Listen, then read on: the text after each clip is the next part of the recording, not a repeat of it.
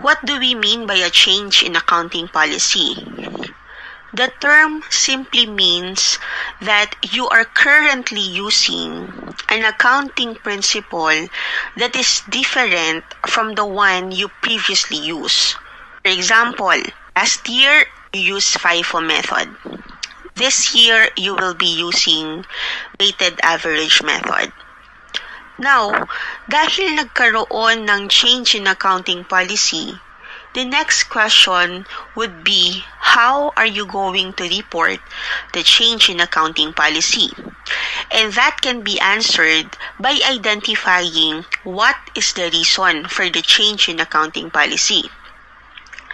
As stated in the standard, there are two main reasons why change in accounting policy is allowed. First, it is required by the standard, and second, it will give you a relevant and faithfully represented information.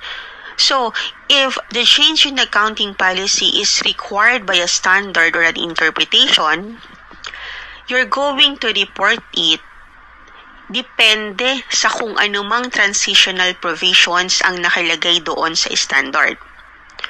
Now, if the standard or the interpretation don't have these transitional provisions, or nag-change ka ng accounting policy para doon sa second reason, yung to come up with a more relevant and faithfully represented information, then the change must be applied and reported retrospectively or retroactively.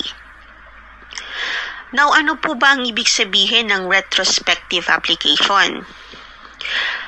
The term means that any resulting adjustment from the change in accounting policy shall be reported as an adjustment to the opening balance of retained earnings. Ibig sabihin, the effect of the change in accounting policy do not affect the current period only.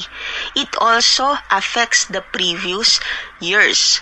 So, kailangan magkaroon ng adjustment doon sa previous years.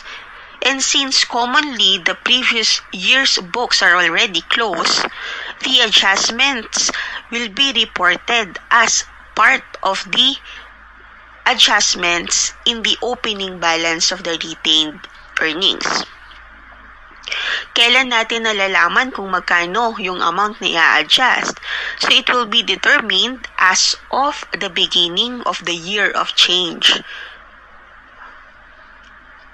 If ever comparative information is presented, the financial statements of the prior period must be restated to conform with the new accounting policy.